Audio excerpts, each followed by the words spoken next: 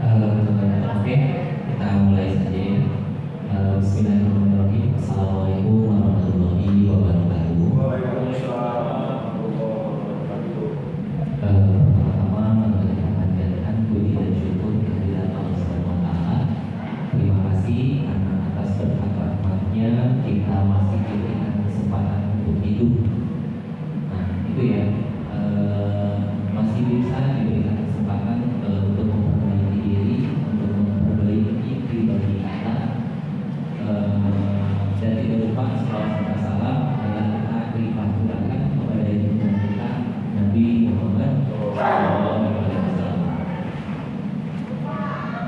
Pertama-tama saya ucapkan terima kasih kepada Bapak Ibu guru atau Bapak Ibu pamong yang telah hadir pada kesempatan ini dalam acara workshop budaya positif atau penyimbasan budaya positif. Nah, sebelumnya perkenalkan, nama saya Hamdan.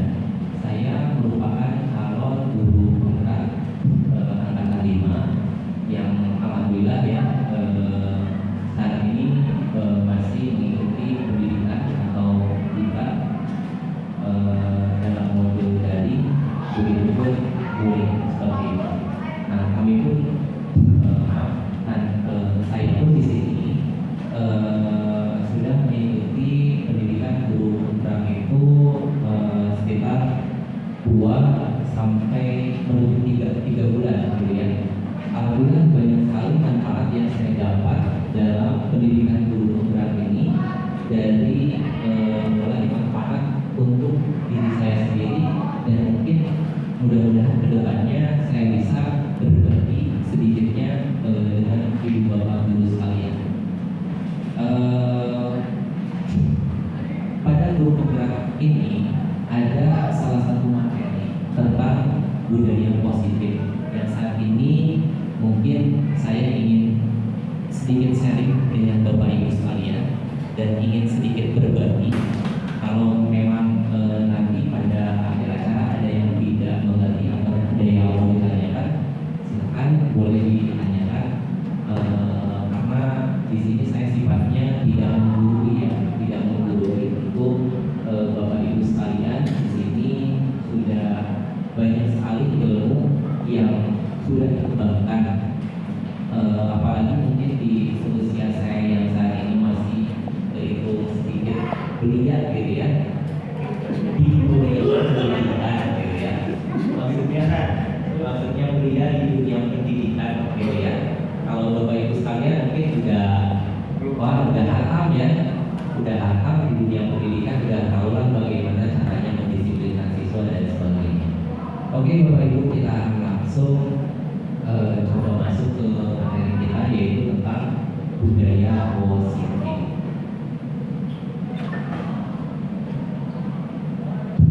Nah, perlu saya sampaikan sebelumnya, itu tujuan aksi nyata saya di sini ya, yaitu yang pertama tentu terciptanya kemerdekaan murid yang disiplin dan merdeka gitu ya.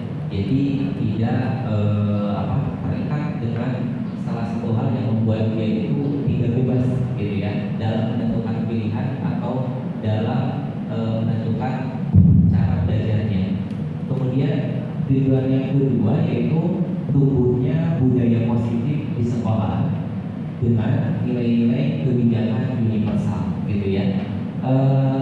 Tentu banyak sekali budaya positif yang sudah tertanam di sekolah kita, namun ada yang implementasinya itu terus dilaksanakan menjadi sebuah budaya, ada yang dilaksanakan hanya ketika hari itu saja, hari berikutnya mungkin lupa, hari berikutnya lagi terhapuslah budaya tersebut. Nah, maka dari itu kita akan coba membahas atau sedikit membahas materinya. Oh iya.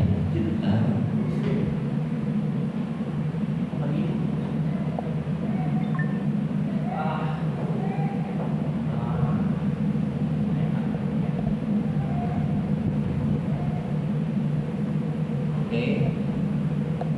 Nah, ini ya Bapak Ibu, tentunya kami di sini sebagai calon guru penggerak angkatan 5 memiliki tujuan akhir yang dimana saat ini kan kita juga sudah menggunakan kurikulum Merdeka Mengajar gitu ya, yang di dalamnya memuat profil belajar Pancasila, yaitu ada 6 aspek ya. Pertama, beriman bertakwa kepada Tuhan Yang Maha Esa, kemudian dan berakhlak mulia. Kemudian yang kedua, kita berharap tentunya menciptakan atau membiasakan siswa yang kreatif gitu ya. Kemudian yang ketiga, gotong royong. Kemudian yang keempat, berkebinekaan global. Yang kelima, bernalar kritis. Dan tentu yang keenam yaitu mandiri. Seperti itu ya. Dari profil belajar Pancasila ini yang sudah kita bahas mungkinnya dari waktu ke waktu, tentu Bapak Ibu sudah sangat mengenal sekali aspek-aspek profil belajar Pancasila ini yang merupakan tujuan akhir kita dalam kurikulum Merdeka Mengajar. Nah, ini perlu saya sedikit bahas ya Bapak Ibu. Tentu pada kurikulum Merdeka Mengajar kita mengenal yang namanya filosofi Ki Hajar Dewantara. Banyak sekali filosofi beliau gitu ya, yang sangat membuat kita itu berkembang, sangat membuat kita itu termotivasi gitu ya. Dan ini mungkin salah satu filosofinya. Filosofinya yaitu guru ibarat petani, sekolah ibarat lahan atau tanah, sedang murid ibarat benih. Nah, kemudian petani gitu ya, kita hanya bisa menuntut tumbuhnya benih dengan merawatnya. Nah, tentulah ya di sini murid gitu ya, yang ibarat benih tentu harus kita rawat, harus kita siram gitu ya, dengan ilmu, dengan kasih sayang, sehingga dia bisa menemukan jalan terbaiknya ketika lulus dari sekolah ini. Oke, nah ini mungkin udah mulai masuk ya ke budaya positif. Ini menurut pendapat saya sendiri, budaya positif atau penerapan budaya positif di sekolah akan membiasakan siswa untuk melakukan hal-hal baik dalam kesehariannya. Tentu ya, namanya juga budaya positif. Tetapi sering kita sedikit salah persepsi juga ya antara kebudayaan atau misalkan hal yang lainnya gitu. Maksudnya budaya positif ini adalah sesuatu yang sudah tertanam di sekolah ini dan menjadi kebiasaan, baik itu kebiasaan guru ataupun kebiasaan siswa dari segi positifnya. Oke, ini Bapak Ibu, ketika saya mengikuti diklat guru penggerak, nah ada pertanyaan ya, sejauh mana pemahaman Anda tentang modul ini, tentu tentang budaya positif. Nah, di sini pada budaya positif itu dibagi menjadi 5 tahapan gitu ya. Pertama, ada yang namanya disiplin positif. Disiplin positif merupakan pendekatan mendidik anak untuk melakukan kontrol diri. Itu yang dimaksud dengan disiplin positif. Kemudian yang kedua ada nilai kebajikan dan keyakinan kelas. Di mana prinsip mulia ini ya dalam diri tertanam dalam diri seseorang. Kemudian ada yang namanya posisi kontrol atau posisi diri kita sebagai seorang guru yang dibagi menjadi 5 tahapan. Yang pertama yaitu pemberi hukuman. Yang kedua, pembuat orang merasa bersalah. Yang ketiga, teman. Yang keempat, pemantau. Yang kelima, manajer. Nah, biasanya kita di sini sebagai seorang guru mungkin bisa memahami diri kita sendiri. Kita ada di posisi kontrol mana? Apakah kita itu itu menjadi seorang guru yang yang posisi kontrolnya itu seorang pemberi hukuman. Jadi ketika ada siswa yang salah, kita langsung to the point, kamu harus dihukum ini, gitu ya. Nah, apakah kita itu posisi kontrolnya itu adalah membuat orang merasa bersalah? Nah, ini biasanya kita sebagai guru terkadang gitu ya, ketika ada siswa yang melakukan sebuah kesalahan gitu ya, justru kita malah diposisikan dia supaya benar-benar perasaannya itu merasa bersalah sekali gitu ya. Nah, kemudian kita juga apakah di sini kita posisi kontrolnya sebagai teman? Teman itu biasanya kalau dengan siswa ya kita bisa dia cerita ke kita, oke kita terima. Kemudian kita juga membantu gitu ya, memberikan masukan kepada siswa yang memberikan kepercayaannya bercerita kepada kita. Kemudian apakah posisi kita juga atau posisi kontrol kita sebagai pemantau? Nah, ini tipe guru yang selalu kita lihat nih, misalkan dia biasanya suka memantau saja situasinya, ini salah, tapi dia nggak mau berargumen, dia nggak mau berpendapat, dia hanya bisa mantau saja. Saya di sini selalu mantau gitu ya. Nah, seperti itu, tapi nggak mau berargumen, nggak mau melakukan perubahan, nggak mau melakukan tindakan. Nah, yang kelima ini yang biasanya tertanam pada guru yang terbaik, yaitu guru sebagai manajer.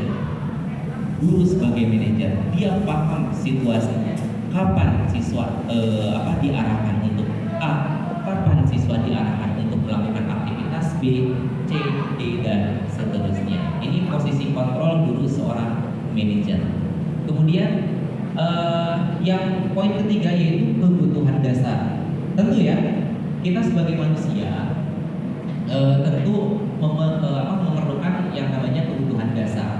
Pertama, ada kebutuhan dasar bertahan hidup. Yang kedua, kasih sayang dan rasa diterima.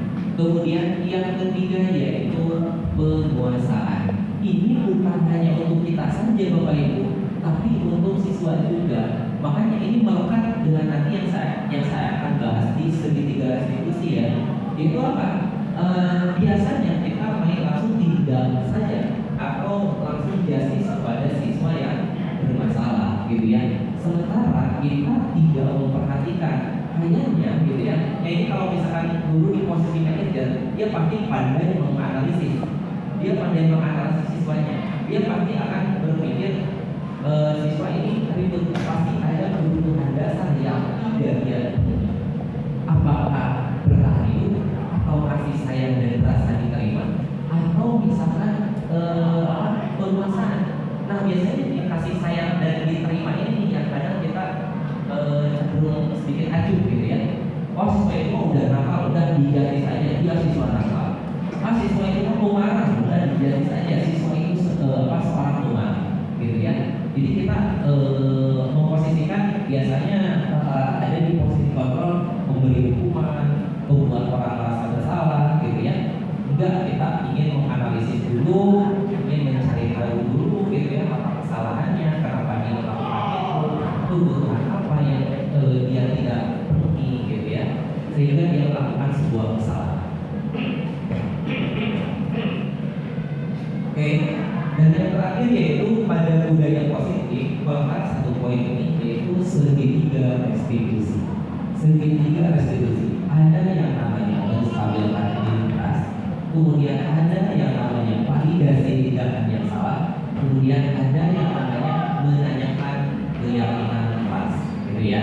Nah, dalam segitiga restitusi nanti saya paparkan contoh penerapan segitiga restitusi itu seperti apa. Oke, ini kita langsung ke poin pertama dulu ya. Tadi kan tentang disiplin positif. Nah, ini kalau misalkan saya nanya nih sama Bapak Ibu ya tentang materi ini, oke, biar saya depan aja, ya nanti mungkin menjawabnya gampang. Oke, disiplin positif. Sebagai seorang pendidik, saat Anda perlu hadir di suatu pelatihan, motivasi apa yang mendasari tindakan hadir di pelatihan tersebut? Pertama, apakah Anda hadir karena tidak ingin ditegur oleh pihak panitia atau pengawas dan mendapatkan surat teguran? Yang kedua, apakah Bapak Ibu ingin dilihat dan dipuji oleh lingkungan atau mendapat penghargaan sebagai kepala sekolah berprestasi atau guru yang berprestasi, gitu ya?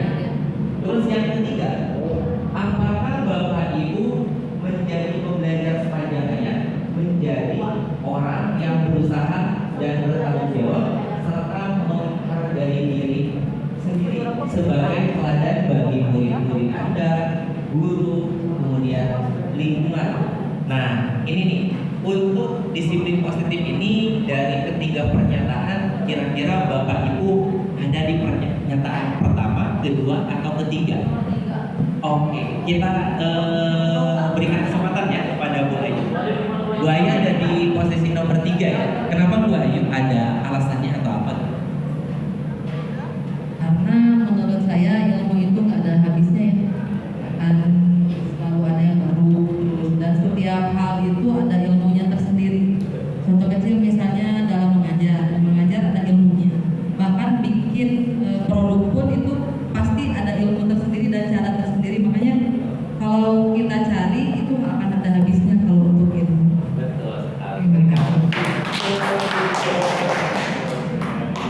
Oke, alhamdulillah ya. Di sini Bu Ayu sudah bisa menempatkan dirinya. Oh, saya ada di posisi ketiga nih, karena yang namanya ilmu itu, gitu ya, tidak ada habisnya. Kita dari mulai pertama mungkin mencari ilmu di TK atau SD atau sekolah dasar itu tentu ya, terus semakin dewasa semakin kita ingin tahu sesuatu hal yang baru, tetapi hal yang positif tentunya. Nah, ada nggak nih di sini Bapak Ibu yang menempatkan diri di poin pertama atau kedua? Ada nggak? Oke, kita coba ya. Nggak perlu pakai itu, saya nggak biasa. Oh, nggak biasa. Saya bukan mau menjawab, tapi kalau melihat tiga perilaku yang disebutkan di sana, itu saya bisa berada di posisi 1, 2, atau 3. Kalau saya, Ya. kalau saya bahas dulu yang pertama. Apakah ada dari posisi kita itu memang disuruh pelatihan itu karena memang keinginan diri sendiri, Betul. atau tugas yang terpaksa? Ya, terus Nah, akhirnya kalau tugas memang yang terpaksa, yaitu menghindari teguran. Oke. Dampaknya ya. Betul. Gitu. Yang kedua, apakah ada yang dipuji? Nah, ini juga sama, karena pasti semua orang pengen dipuji. Betul. Tapi yang lebih penting adalah kita kalau dinilai berprestasi itu, karir kita mungkin akan lebih cepat. Iya. Betul. Tapi di sini pasti ada dua tindakan. Apakah itu memang dari dalam diri sendiri atau hanya karena ingin? Iya. Nah, yang ketiga saya balikkan tadi ke diri masing-masing. Kalau ketiga, gitu. Kenapa? Karena yang namanya rutin, saya lihat dari kalimatnya itu pasti konotasinya ada yang ikhlas dan ada yang tidak ikhlas. Iya. Nah, masalah ikhlas dan tidak ikhlas itu saya semuanya pasti tidak akan bisa menilai bahwa seseorang itu ikhlas atau tidak. Betul. Kalau saya seperti itu. Oke, terima kasih. Kita tepuk tangannya untuk Pak Daniel ya. Oke, kalau menurut pendapat Pak Daniel sendiri, di manakah posisinya, gitu ya? Mungkin ini sedikit paralel mungkin ya. Jadi antara posisi 1, posisi 2, posisi 3 justru itu ada hubungannya, gitu ya. Jadi terkadang kita ada di posisi pertama, tapi di situasi berbeda pun terkadang kita ada di posisi kedua, sehingga untuk posisi yang ketiga ini kita yang menilai hanya mungkin diri sendiri, apakah kita benar, ikhlas, atau justru terpaksa. Kalau terpaksa berarti kita menempatkan posisinya bukan di yang ketiga, tetapi kembali lagi ke posisi pertama atau posisi kedua. Oke, itu yang penjelasan dari padanya. Nah, ini mungkin Bapak Ibu ada pertanyaan lagi. Bila di sekolah Anda tidak ada aturan yang memberikan surat teguran bagi karyawan yang sering datang terlambat, atau tidak ada atasan yang memberikan Anda penghargaan menjadi karyawan terbaik karena sering tepat waktu, kemudian apakah Anda akan tetap datang tepat waktu untuk mengajar murid-murid Anda atau bagaimana? Mungkin silakan. Baik, ide namanya waktu akan tanggung jawab ya, tanggung jawab sama murid. Tadi kan kita konsentrasinya atau alasannya adalah murid dan murid sama waktu. Tetapi sebagai manusia biasa, biasanya semangat itu akan turun kalau tidak didukung oleh iklim usaha atau iklim perusahaan atau iklim sekolah yang baik. Iklim sekolah yang baik itu ya salah satunya itu ada reward, ada punishment yang jelas. Apalagi dari harganya itu lama-lama akan keluar. Sebagai manusia biasa sih itu pasti akan ada karena kan iklim sekolah kita kan sehari datang ke sekolah ya, bukan hanya mengajar, ingin juga kenyamanan. Kalau didukung oleh iklim sekolah yang nyaman yang baik ya tentu kita akan proses. Terima kasih. Oke, kalau tadi bisa saya simpulkan mungkin ya dari Ibu Yuli, jadi mungkin di sini teman-teman, kita punya tanggung jawab sebagai seorang guru untuk datang tepat waktu.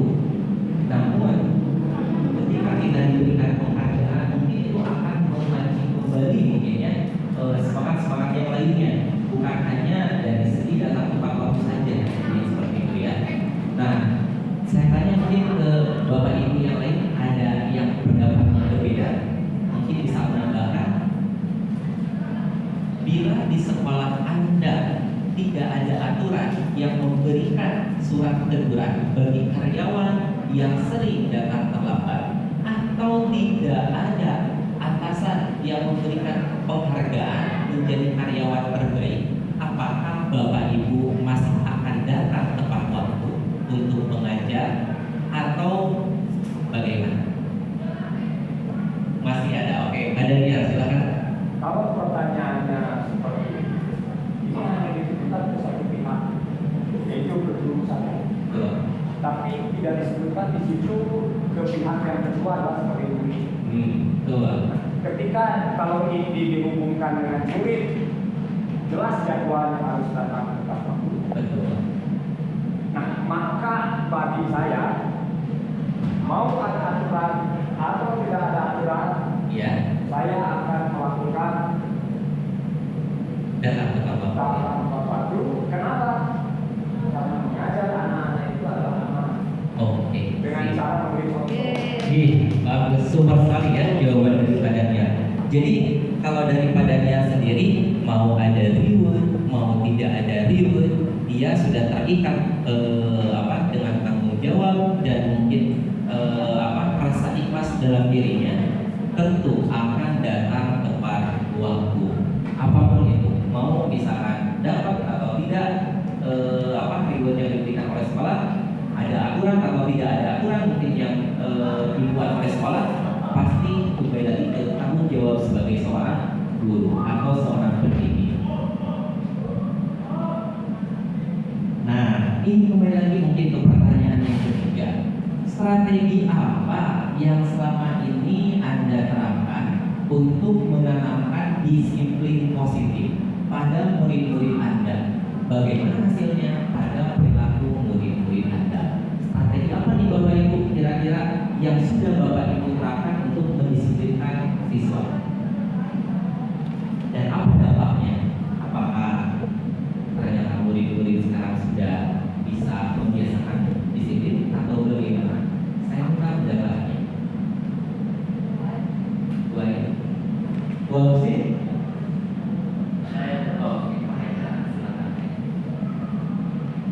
Strategi ya pada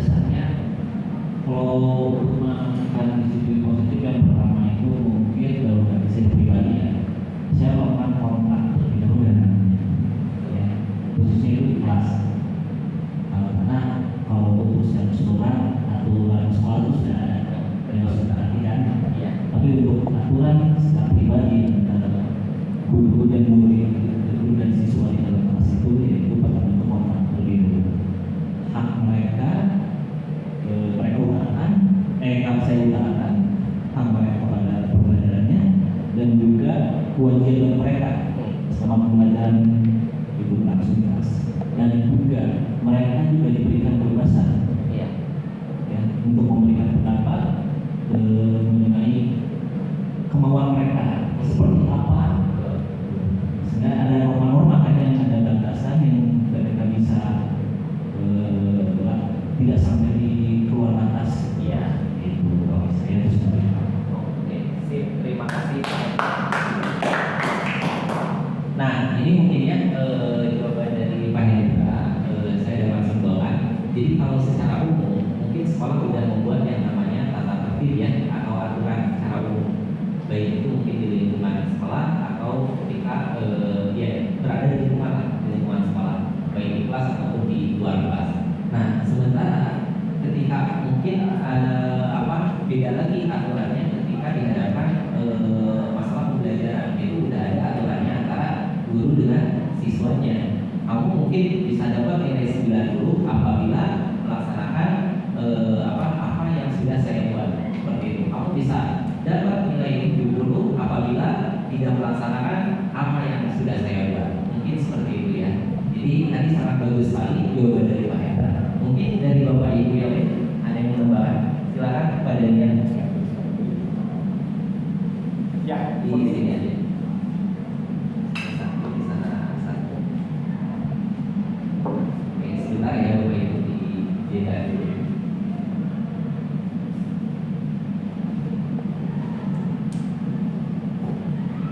Di sini satu. Sambilannya yang Bapak Ibu. Tenang, jangan pegang Bapak Ibu. Ini bukan ujian PPK. Oke, Pak Daniel, gimana nih? Ya. Pak Daniel pendapatnya. sesuai dengan yang diajarkan filosofi oleh diajar dewasa. Murid itu sebenarnya benar dikatakan begini. Iya. Terus? Bibit, iya. Meskipun bibitnya unggul, tetapi kalau kita tidak Rawat. itu akhirnya menjadi PS. Menjadi PS barang sisa. Nah, dalam hal disiplin, strategi yang sudah diterapkan oleh sekolah itu sebenarnya jelas. Betul. Yaitu ada yang namanya manis, Betul. kan? Riuh. Cuma ketika saya berbicara masalah panis dan reward, ketika itu dilakukan kepada siswa, Ya. mungkin hanya sifatnya temporer. Hanya sifatnya temporer. Mungkin Pak Daniel bisa dijelaskan maksudnya temporer biar teman-teman yang lain paham. Oke, maksudnya begini. Ketika ada sesi pembelajaran, saya menerapkan misalnya harus tepat di tempat waktu. Iya. Ketika tidak tepat waktu, itu mereka tidak diperbolehkan ikut Pembelajaran pembelajaran. Nah, mungkin bagi orang yang tidak terbiasa disiplin, Betul. itu mereka pasti menganggap itu adalah suatu hal yang berat. Ya. Tetapi ketika siswa itu menganggap bahwa disiplin itu penting, saya pikir minggu depannya dia bakal datang. Meskipun yang tadi dianggapnya tidak penting dan lain sebagainya hanya karena masalah ketakutan dan lain sebagainya tidak jadi. Akhirnya minggu depan dia daftarnya tidak terlambat, Gitu. tetapi itu tadi balik lagi keterpaksaan. Kembali lagi ke sana ya. Strategi yang saya terapkan sekarang itu bukan hanya kepada reward dan punishment, Iya. tetapi juga diberikan contoh kejadian sehari-hari yang bagaimana hasilnya itu bakal positif. Iya, betul. Nah, contohnya begini, saya selalu bertanya kepada siswa, Bapak Ibu kerja di mana? Iya. Kemudian kalau Misalnya di pabrik A, di perusahaan A, apa yang terjadi ketika mereka datang terlambat? ya. Saya pengalaman bekerja di industri itu 15 tahun. Wow, sangat. Wow. Jadi saya tahu persis itu aturannya seperti apa. Betul. Yang pertama itu tidak ada lagi istilah yang namanya seperti siswa, yaitu diberi arahan, diberi contoh, diberi Betul. tidak, tapi hanya berupa SP, Oke. namanya surat peringatan. Surat peringatan. Nah itu berlakunya sampai 3. Iya. Nah itu saya tanyakan kepada siswa, gitu. Coba tanyakan kepada ibu bapakmu, bagaimana seandainya kalau bapak ibumu itu terlambat? Pasti tidak akan dihukum di perusahaan. Tidak ada yang punya istilahnya kebijaksanaan seperti itu. Kalau dia sanggup bekerja di sini dengan tepat waktu, ya oke, mungkin dipertahankan. Kalau tidak, itu bakal keluar SP, dan SP itu punya jenjang. Betul. Nah itu bakal pasti dibuktikan gitu. Selalu semua perusahaan seperti Ya. itu.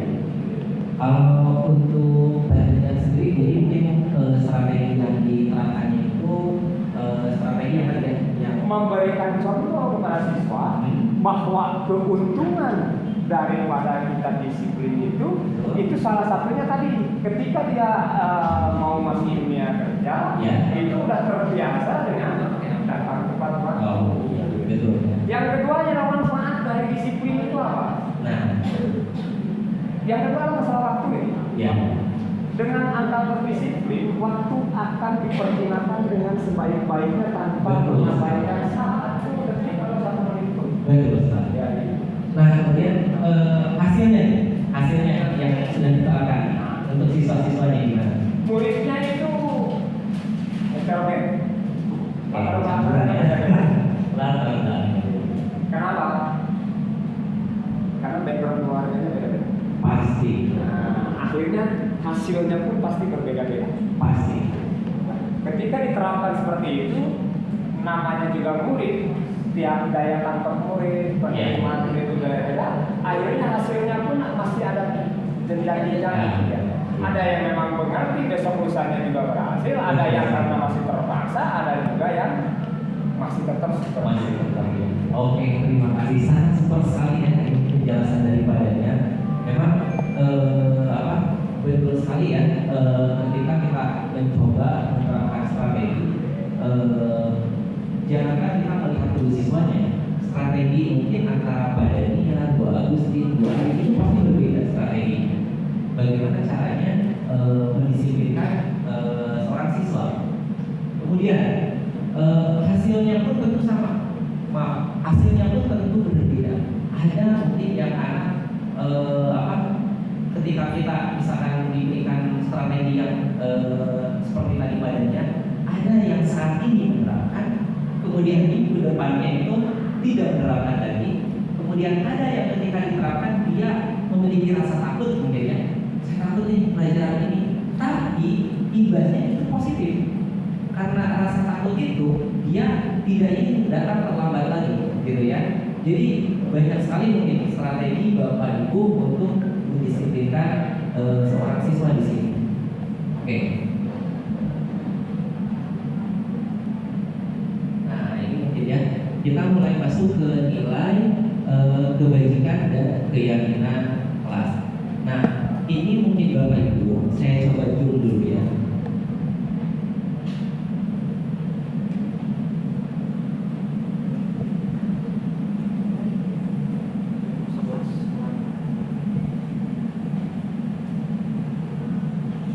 Nah, ini mungkin bisa kita lihat tampak seperti atau tidak tampak seperti.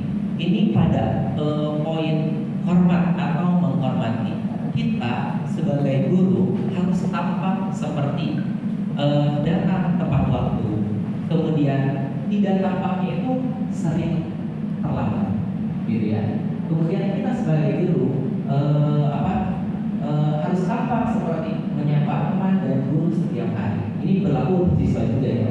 Nah kemudian tidak tampak seperti ta'acuh kepada teman atau guru. Kemudian tampak seperti mengembalikan barang teman yang telah dipinjam dan mengucapkan terima kasih.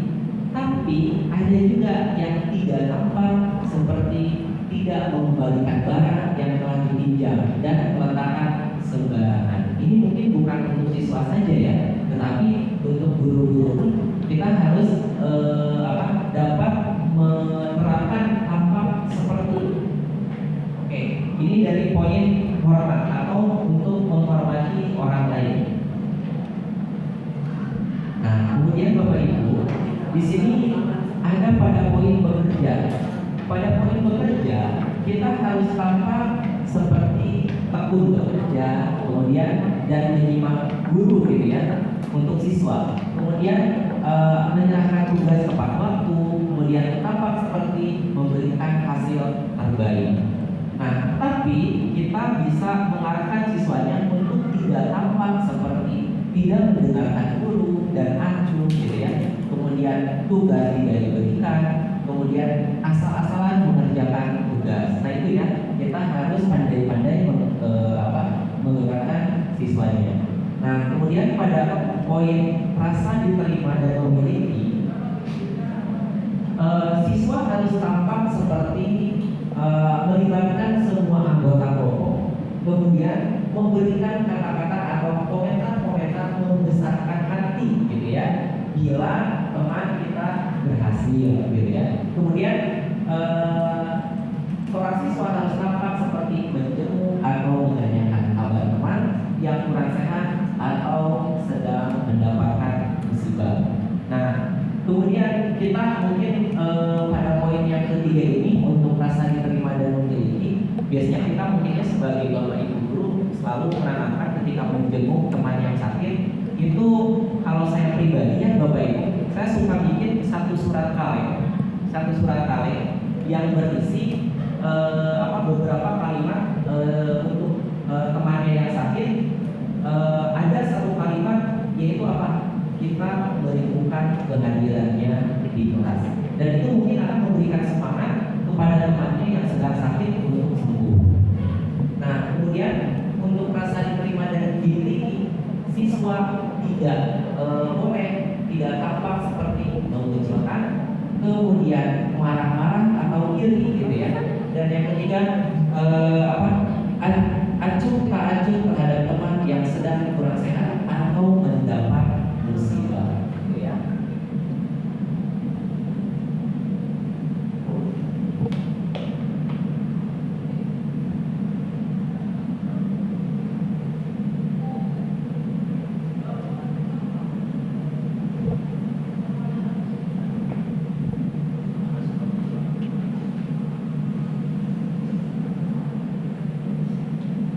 Oke, Bapak Ibu.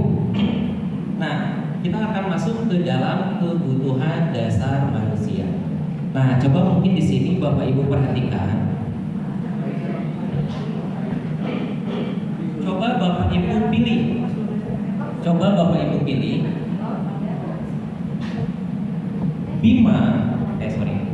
Bimo ya.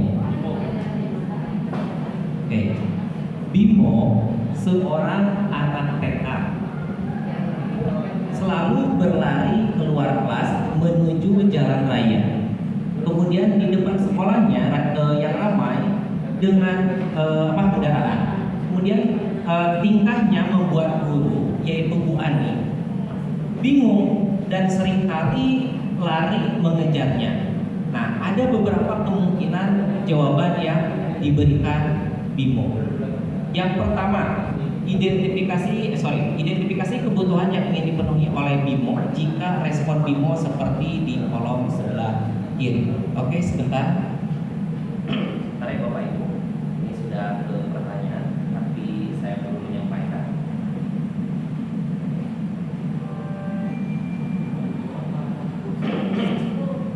Nah, ini mungkin ya, Bapak Ibu di sini bisa lihat pada kebutuhan dasar manusia itu ada yang namanya 5 aspek. Pertama, penguasaan. Kedua, kesenangan, bertahan hidup, kasih sayang dan rasa diterima. Kemudian kebebasan. Nah, sekarang untuk kebutuhan bertahan hidup. Kebutuhan bertahan hidup atau survival adalah kebutuhan yang bersifat psikologis untuk bertahan hidup, misalnya kesehatan, rumah, dan makanan. Kemudian kebutuhan biologis sebagai bagian dari proses reproduksi, termasuk kebutuhan untuk tetap bertahan hidup. Itu kebutuhan yang pertama ya, kebutuhan kita tentunya sebagai manusia. Nah yang kedua, kebutuhan hidup yang kedua yaitu kasih sayang dan rasa diterima. Kebutuhan ini dan 3 kebutuhan berikutnya adalah kebutuhan psikologis. kebutuhan untuk disayangi dan diterima, meliputi kebutuhan akan hubungan dan koneksi sosial, kebutuhan untuk memberi dan menerima kasih sayang, dan kebutuhan untuk merasa menjadi bagian dari suatu kelompok. Oke. Nah, kebutuhan yang ketiga yaitu kebutuhan penguasaan atau pengakuan atas kemampuan. Nah, Bapak Ibu, kita juga tentu ya menginginkan kebutuhan kita yang ketiga ini terpenuhi. Karena kebutuhan ini berhubungan dengan kekuatan untuk mencapai sesuatu, menjadi kompeten, kemudian menjadi terampil, diakui atas prestasi dan keterampilan kita, kemudian didengarkan dan memiliki rasa harga diri. Biasanya kalau kebutuhan ini dalam diri kita tidak terpenuhi, mungkin akan ada suatu masalah atau rasa emosi yang kita keluarkan kepada teman mungkin yang saat itu terjadi komunikasi apabila kebutuhan yang ketiga ini tidak terpenuhi. Nah, kemudian yang keempat yaitu kebebasan atau kebutuhan akan pilihan.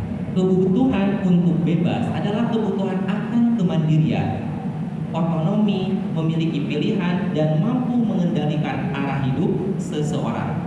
Nah, ini pun sama, bukan terjadi pada siswa saja. Kita pun sebagai seorang guru pasti membutuhkan kebebasan, gitu ya. Dan yang terakhir, kebutuhan dasar manusia yaitu kesenangan, yaitu kebutuhan untuk merasa senang. Kita anggap saja misalkan kayak gini. Sekarang mungkin saya di sini punya handphone ya. Saya punya handphone. Di sini saya punya handphone dengan brand Realme gitu ya. Nah, ketika orang lain bertanya kepada saya, kenapa kamu pilih beli handphone gitu ya, beli handphone tersebut gitu, padahal kamu sendiri masih bisa berkomunikasi dengan orang lain, atau misalkan kenapa kamu pilih handphone Realme gitu ya daripada handphone yang lain, itu pertanyaannya. Nah, tentu pertama alasan saya sangat senang dan saya sangat suka terhadap handphone ini. Anggap saja misalkan saya tidak dibelikan handphone ini, atau dibelikan handphone jadul zaman dulu, atau handphone yang tidak saya sukai, maka kebutuhan kesenangan saya itu tidak terpenuhi. Nah, dampak dari kesenangan yang tidak terpenuhi itu justru akan membenci masalah-masalah yang lain. Mungkin saya marah, mungkin saya membagi pintu, mungkin saya gitulah. Jadi intinya ketika kesenangan saya tidak terpenuhi, pasti arahnya ke sana. Nah, ini pun nanti akan mengarah pada segitiga restitusi. Ketika di kelas ada seorang anak yang melakukan kesalahan, seorang anak yang berbuat salah, tentu kita harus paham sebagai seorang pendidik atau seorang guru kebutuhan apa yang dia tidak penuhi ketika berada di kelas, sehingga dia melakukan hal yang seperti itu. Nah, oke. Kemudian kita akan masuk ke pertanyaan nih. Bapak Ibu mungkin tadi sudah memahami 5 kebutuhan dasar gitu ya. Nah, di sini ada pertanyaan. Bimo, saya pindah dulu ya, agak enak. Bimo, seorang anak PKB, selalu berlari keluar kelas menuju jalan raya di depan sekolahnya yang ramai dengan kendaraan. Kemudian tingkahnya membuat guru, yaitu Bu Ani, bingung dan seringkali lari mengejarnya. Ada beberapa kemungkinan jawaban yang diberikan Bimo. Kemudian coba Bapak Ibu identifikasi dari pertanyaan di atas. Nah, kemudian ada pernyataan seperti ini. Aku senang main kejar-kejaran dengan ibu guru. Seru. Nah, kira-kira pada diri Bimo ini kebutuhan apa yang dia tidak penuhi? Menurut Bapak Ibu, apakah cinta dan kasih sayang? Yang kedua, apakah kebebasan? Yang ketiga, apakah penguasaan? Yang keempat, apakah kesenangan? Jawabannya itu yang dari atas atau jawaban Bimo yang senang main kejar-kejaran? Jawabannya Bimo seorang anak TK. Jadi kita coba identifikasi pernyataan yang di atas. Kita identifikasi. Bimo seorang anak TKB selalu berlari keluar kelas menuju jalan raya di depan sekolahnya yang ramai dengan kendaraan. Jadi dia senang berlari-lari gitu ya. Kemudian tingkahnya membuat guru Bu Ani bingung dan seringkali gitu ya dia mengejarnya. Kemudian ada beberapa kemungkinan gitu ya jawaban yang diberikan Bimo. Jadi ketika dia berlari-lari, dia otomatis kan ada sesuatu hal yang dia inginkan gitu ya dari guru tersebut. Nah, Bimo ini kalau kita lihat ke dalam kebutuhan dasar manusia, dia menginginkan kebutuhan dasar apa? Apakah cinta dan kasih sayang? Kebebasan, penguasaan, kesenangan. Oke, kita tanya dulu ya kepada Pak Hendra mungkin kesenangan. Ya. Kenapa Pak kesenangan? Sebelum kita cek jadwalnya. Jawabannya dasarnya dulu ya. Sebenarnya kalau saya sih simpel ya dari apa yang dikatakan oleh Bimo ya. Betul. Dia bilang aku senang main kejar-kejaran dengan ibu dulu seru. Nah berarti apa yang dia dapatkan di luar mungkin kejadian di sekolah ya, di rumah itu adalah masalah kesenangan dia. Dia senang laki-laki, dia tidak mendapatkan itu. Iya. Maka dia bilang dia bilang senang. Tapi kalau kita kaitkan dengan cinta dan kasih sayang dan juga kebebasan dan penguasaan, itu jawaban semua jawaban itu sebenarnya bertalian juga sih sebenarnya. Betul sekali ya. Ya, masalah kalau dilihat dari cinta dan kasih sayang juga berarti kalau dia tidak mendapatkan kesenangan berarti dia tidak mendapatkan juga Betul. cinta dan kasih sayang dari pihak luar. Karena dia tidak dapat cinta dan kasih sayang juga kemungkinan dia tidak mendapatkan kebebasan itu sendiri. Iya. Sehingga dia tidak punya kekuasaan untuk mendapatkan apa yang dia senangi gitu. Itu menurut saya. Oke. Nah, oke sebentar ya. Dari Pak Hendra mungkin ada jawaban yaitu Bimo ini kebutuhan dasarnya itu yang tidak terpenuhi yaitu kesenangan. Nah, ada mungkin yang lain sebelum kita cek jawabannya. Ya. Kalau saya paling kecenderungan cinta dan kasih sayang. Kenapa kecenderungannya ke situ? Kalau kita lihat konteks kejar-kejarannya sebenarnya bisa kejar-kejaran yang pernah, ya kan? Kalau mencari konteks kesenangan, oh banyak gitu ya. Kalau dengan temannya aja bisa. Tapi aku senang main kejar-kejaran dengan ibu guru yang dia kata kejar-kejarannya saya abaikan, ibu gurunya bagi saya poin ya. Ya bisa jadi dia tidak mendapatkan apa yang tidak ia dapatkan di sekolah dan tentu kasih sayang. Kalau nggak ada bahasa sekarang apa? Iya. Kalau bahasa sekarang, saya mengabaikan kata kejar-kejarannya, saya hanya fokus ke kata ibu guru. Oke. Kasih. Terima kasih Bu Indri untuk jawabannya. Nah, sekarang kita akan cek ya. Mungkin di sini ada dua jawaban yaitu kesenangan dan cinta dan kasih sayang. Kemudian kita akan cek, kita klik salah satu ya. Jawaban siapa yang benar? Saya akan coba klik jawabannya Pak Hendra ya, kesenangan di sini. Apakah benar atau tidak? Nanti akan muncul tanda hijau atau tanda merah. Ya, namanya analisa. Oke, betul sekali. Jadi Pak Hendra tepat sekali ya jawabannya. Kebutuhan dasar Bimo yang tidak terpenuhi yaitu kesenangan. Nah, ini nih Bapak Ibu, ada pertanyaan berikutnya. Oke, pertanyaan berikutnya yaitu Bimo, ini masih yang tadi ya, masih yang tadi. Cuman ada pertanyaan ada kalimat di bawahnya, ibu kejar aku karena ibu guru sayang aku, gitu ya. Kira-kira menurut Bapak Ibu di sini kebutuhan dasar apa yang Bimo tidak punya? Apakah kesenangan, cinta dan kasih sayang, kemudian penguasaan atau kebebasan? Mohon memberikan pendapatnya. Dari Ibu Agustin, kita coba ya ke Ibu Agustin silakan.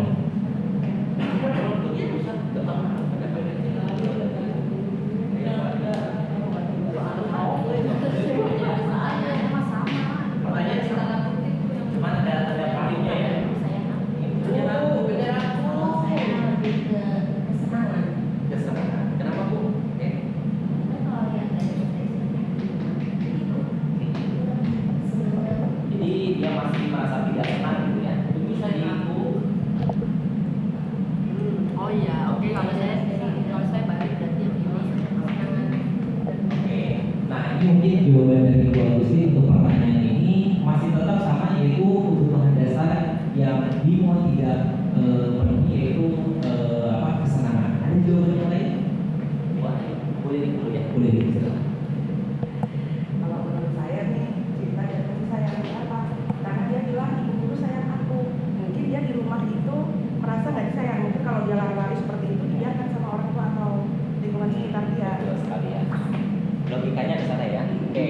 Kalau dari Bu Lili mungkin jawabannya cinta dan kasih sayang. Boleh ada jawaban lain? Kalau menurut saya, karena saya dari basic bahasa ya kan, jadi saya lihat kata kuncinya di situ. Ya. Seperti yang tadi pun saya pilihnya kebebasan, memang ada kata kuncinya di situ kan. Nah ini pun kata kuncinya di kata sayang. Ya. Jadi kalau menurut saya yang dibutuhkan itu kebutuhan dari cinta dan kasih sayang. Cinta dan kasih sayang. Cinta. Ya. Terima kasih. Oke, terima kasih. Berarti ada dua jawabannya. Kalau mungkin tadi dari Bu Agustin dan Bu Indri, kesenangan yang dia tidak punya.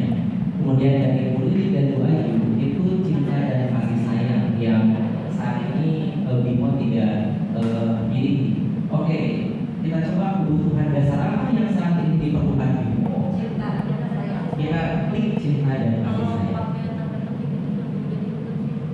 Oke, tepat sekali. Jadi Bimo itu di pertanyaan yang kedua kebutuhan dasarnya yang tidak terpenuhi yaitu cinta dan kasih sayang. Nah, ini mungkin saya sebutkan kembali atau supaya dengan pernyataan di atasnya. Bimo seorang anak PKB selalu berlari keluar kelas di jalan raya di depan sekolahnya yang ramai dengan kendaraan. Tingkahnya membuat guru UI bingung dan seringkali mengejarnya. Ada beberapa kemungkinan jawaban yang diberikan Bimo. Kemudian, aku hebat kan, bisa bikin ibu guru kejar. Aku hebat kan, bisa bikin ibu guru kejar. Kira-kira kebutuhan dasar apa? Kompak ya, penguasaan. Dari pertanyaan awal. Kalau tadi kan diberikan pertanyaan awal, karena kan tentu kita pikir itu hanya satu pertanyaan yang jadi gambaran itu kan yang di atas ya. Ada seperti tadi nggak terlalu jadi aduan. Kalau untuk pertanyaan ketiga rasanya jadi udah menebak, jadi udah paham maksudnya kemana. Kata kuncinya juga kita harus dapat ya. Aku hebat kan, aku hebat kan, itu penguasaan. Kalau tadi yang kedua tadi kan kasih sayang, ada kata kuncinya. Sayang ibu guru. Yang tadi berarti yang pertama ada kata kunci lain, kejar-kejaran seru. Jadi kesenangan. Kalau ini dari sampai pertanyaan ketiga ini jadi paham. Oke, siap. Terima kasih Bu Indri. Dan ini mungkin kompak ya Bapak Ibu semuanya, yaitu jawabannya penguasaan. Kita coba klik apakah penguasaan benar. Tepat sekali. Karena di pernyataannya tadi sudah sangat jelas sekali. Nah Bapak Ibu, gimana nih dengan pernyataan yang terakhir? Kebebasan. Aku bosan belajar mewarnai terus di dalam kelas. Ya. Di dalam kelas. Aku bosan. Bosan. Ya, aku bosan nih belajar mewarnai terus di dalam kelas. Ada mungkin Bapak Ibu yang bisa memberikan pernyataannya? Oke, boleh silakan Bu. Dari kata aku bosan belajar mewarnai terus di dalam kelas sudah jelas bukan dari menurutnya menunjukkan bahwa si Bimo ini rentan. Anak ini tidak mendapatkan kebebasan, jadi otomatis jawabannya kebebasan. Oke. Tidak memberikan kebebasan dalam hidup. Oke, terima kasih. Nah, ini mungkin kebebasan. Bapak Ibu ada yang memberikan pendapat yang lain? Tadi sudah setuju ya, kebebasan yang tidak kebutuhan dasar yang tidak terpenuhi pada Bimo. Kita cek apakah kebebasan. Oke, tepat sekali. Nah, di sini Bapak Ibu memiliki poin tepat yang karena tadi mungkin sudah terjawab semuanya. Kemudian kita akan masuk lagi. Nah, ini mungkin yang tadi ya. Tidak sejalan.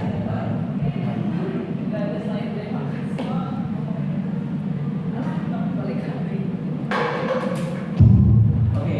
Nah, sekarang mungkin Bapak Ibu di sini kan tadi saya menjelaskan tentang yang namanya poin terakhir yaitu penerapan segitiga restitusi. Nah, penerapan segitiga restitusi ini memuat tiga aspek. Yang pertama menstabilkan identitas, kemudian yang kedua validasi tindakan yang salah, dan yang ketiga yaitu menanyakan keyakinan. Oke, nah pada segitiga restitusi ini saya tadi menjelaskan bahwasannya ketika ada siswa yang salah, yaitu di terutama di kelasnya gitu ya, kita jangan langsung menjustis dengan kesalahannya. Kita tanyakan dulu, kita coba pahami dulu, analisis dulu kenapa dia melakukan hal yang seperti itu. Oke. Tapi sebelum saya memberikan contoh penerapan segitiga restitusi, saya ingin Bapak Ibu menjawab mungkin atau menyimpulkan tentang kebutuhan dasar manusia yang tadi ya, yaitu 5 aspek. Nah, menurut Bapak Ibu, kebutuhan dasar manusia dari aspek cinta dan kasih sayang itu seperti apa? Ada yang bisa memberikan pernyataan? Cinta dan kasih sayang. Jadi kebutuhan dasar aspek cinta dan kasih sayang itu seperti apa? Nah, jadi dalam kebutuhan dasar manusia itu kan tadi ada 5 ya, ada 5 poin ya. Nah, salah satu poinnya yaitu cinta dan kasih sayang. Nah, menurut pendapat Bapak Ibu, seseorang atau siswa yang kebutuhan dasarnya yang tidak terpenuhi pada aspek cinta dan kasih sayang ini seperti apa? Ya, itu yang seperti apa dia gitu ya. Jadi contohnya kan tadi contohnya ada pada Bimo ya. Nah, ini mungkin contohnya menurut Bapak itu di kehidupan sehari-hari itu seperti apa? Siswa yang kebutuhan dasar aspek cinta dan kasih sayang yang tidak terpenuhi. Mungkin maksud pertanyaan Bang Arden adalah ditunjukkan dengan perilaku apa? Begitu? Ya. Kalau ditunjukkan dengan perilaku apa yang saya bilang tadi kadang-kadang caper biasanya. Anak cenderung saling perhatian, entah itu dalam bentuk kenakalan, si kayak disebut berkali-kali gitu, mereka biasanya. Kemudian apa lagi? Atau banyak bicara kelas kalau ada sesuatu ya terus-terusan ya. Banyak bicara di kelas, kadang-kadang nggak masuk konteks, anak ini bicara di luar konteks pelajaran itu ya, contoh ya kata kuncinya. Betul sekali. Oke, nah kemudian pada posisi kontrol, Bapak Ibu sering berada di posisi mana sih? Nah, pertama pemberi hukuman, kedua pembuat orang merasa bersalah, ketiga teman, keempat yaitu pemantau, dan yang kelima yaitu manajer. Bapak Ibu mungkin di sini ketika di posisi kontrol ini sering berada di posisi mana? Bisa memberikan pernyataannya? Sering kali, silakan. Padanya? Saya bukan mau menjawab. Oke, silakan. Tapi saya mau ngomongin sekali. Silakan.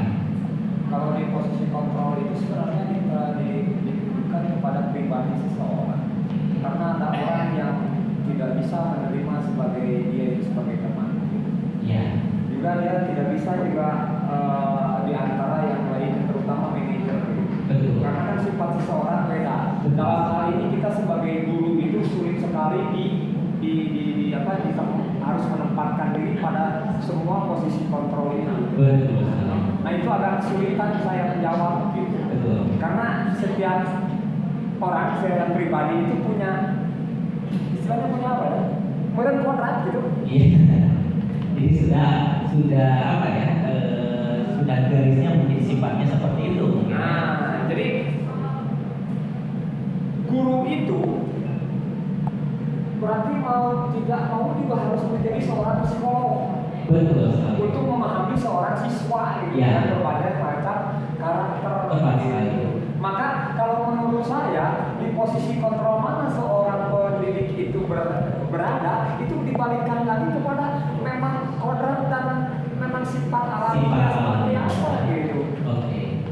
Kalau Bapak sendiri nih, menurut Bapak pribadi, saya cenderung ada di posisi kontrol mana? Membuat orang merasa bersalah, memberi hukuman, atau Saya memberi hukuman oke. Oke. Selalu saya harus memberi hukuman. Karena prinsip saya orang bakal jerah kalau dikasih hukuman. Betul sekali. Tapi ada juga jawabannya, orang akan semakin brutal ketika dikasih Iya, hukuman. gitu ya. Jadi selalu ada hal yang membuat orang yang bermasalah juga, yang selalu bersalah juga. Saya punya pribadi misalnya. Orang yang salah kan harus benar-benar salah, gitu harus salah. Oke, sabar ya. Tapi yang sudah diskusi ini kan. Oke, kita coba pendapat dari Pak Hendra. Pak Hendra kira-kira berada di posisi kontrol mana yang sering Pak Hendra dapatkan? Kalau Peran saya sebagai orang pendidik yang paling ideal itu adalah di posisi manajer. Ya, karena dari poin 1, 2, 3, dan 4 itu sudah termasuk keseluruhannya yang harus dimiliki oleh manajer. Ya. Kalau dalam tingkatan pekerjaan mah kita tidak hanya sebagai pekerja sebagai satpam, back office dan juga pekerja, tetapi kita harus tahu posisi semuanya. Kita sebagai satpam ya kita harus memberi punishment ketika memang itu sudah dilanggar. betul. Ya. Ketika sebagai pemantau kita juga harus mengawasi kan. Entah itu dari peserta didik satu orang bahkan peserta Iya. lingkungannya di kelas. Betul. Yang ketiga itu pasti membuat orang merasa bersalah. Nah, itu Nah, gimana? kita harus menjadi seorang psikolog kan. Seorang pendidik itu pada dasarnya kita benar-benar dasar psikologi pendidikan. Kita harus mengenal karakter, kita harus posisikan mereka. Ketika mereka bersalah juga kita harus mereka anak-anak itu harus tahu bahwa mereka itu bersalah. Ya, ketika memang terjadi suatu kasus gitu ya, si A melakukan hal yang memang tidak menyenangkan pada si B, ya, si A itu memang harus tahu bahwa mereka itu bersalah. Betul. Bukan hanya langsung di punishment saja gitu. Ya. Itu, tetapi kan kita harus menjelaskan terlebih dahulu posisi kamu itu sebagai salah itu kenapa. Kamu juga harus mempertanggungjawabkannya. Karena kalau anak hanya sekedar maaf saja dari itu, tapi tidak hanya sekedar maaf dan punish saja dari itu bisa kan terulang-terulang. Iya. Jadi terus-terusan. Betul. Tapi kalau anak tahu itu bukan, oh ternyata ini salah. Iya. Bagaimana solusinya?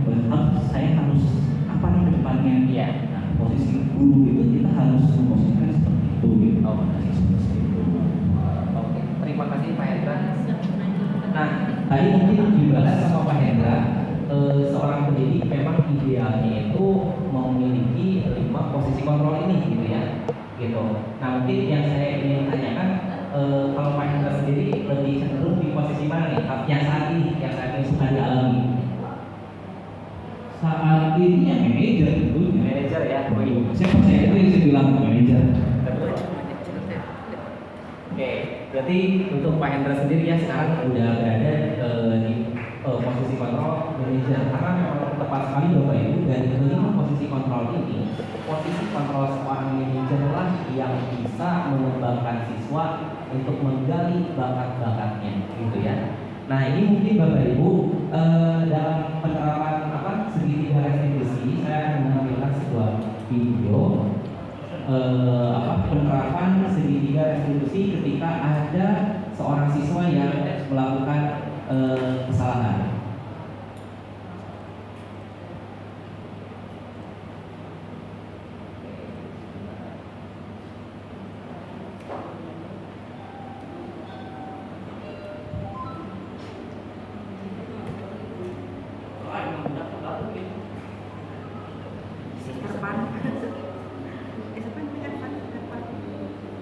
Ini susi. Ini susi. Ya, sebetulnya udah ada dan ya di follow.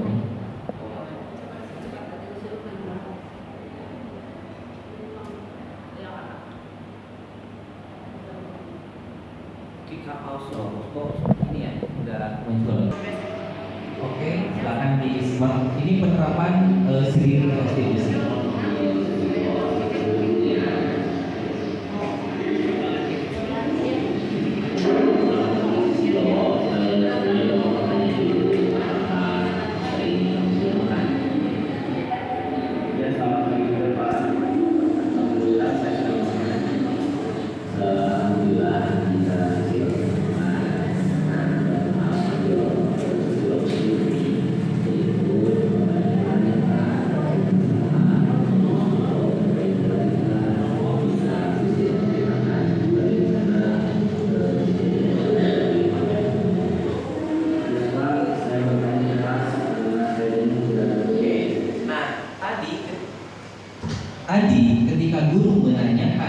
kesalahan gitu ya, atau meminta siswa untuk menceritakan kesalahannya, itu merupakan memvalidasi tindakan yang salah gitu ya dalam aspek segitiga restitusi.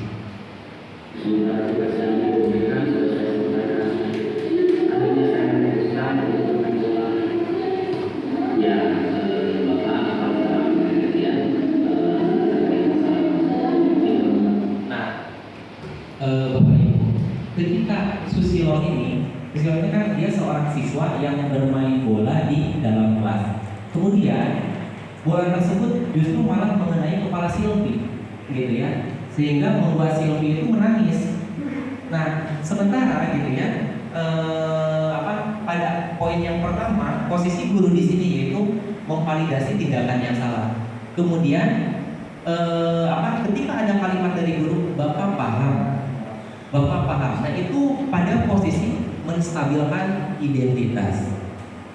saat tidak senang berdosa, akhirnya kamu melanjutkan bermain bola. Nah, setelah itu apa yang kamu lakukan? Saya bermain bola di kelas sambil mengenai kepala Silvi dan Silvi menangis karena bola sikap saya. Untung saja bola yang kamu mainkan hampir kena kepala Silvi. Bagaimana kalau seandainya bola yang kamu mainkan kena kepada kamu atau kepala sekolah? Mungkin itu akan menjadi masalah yang besar.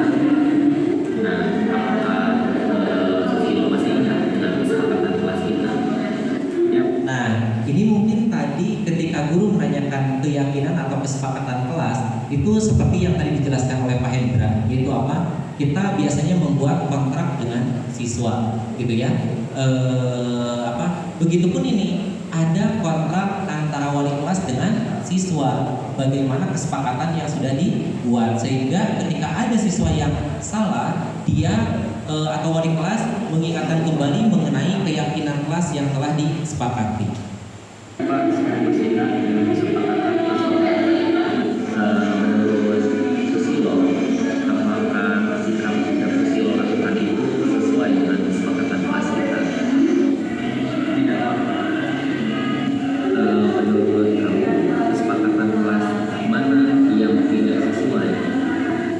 Saling menghormati sesama teman Pak. Kamu yakin dengan nilai itu? Ya Pak, saya yakin. Terus, kamu ingin memperbaiki masalah ini? Ini Pak, saya ingin memperbaiki masalah ini. Jika kamu ingin memperbaiki masalah ini, kamu tahu kan nanti kamu bisa jadi apa? Bisa menjadi orang yang lebih menghargai orang lain dan bisa menjadi orang yang lebih baik. Ya, betul sekali. Kamu bisa menjadi orang yang lebih baik dan orang yang bertanggung jawab. Nah, kemudian apa yang kamu rasakan jika kamu menjadi orang seperti itu? Saya sangat senang Pak, dan pasti orang tua saya bangga. Ya, tentu orang tua kamu akan sangat bangga dengan sikap kamu seperti itu. Nah, Bapak Ibu, jadi banyak sekali ya cara dari kita sebagai seorang pendidik itu dalam menegur siswa.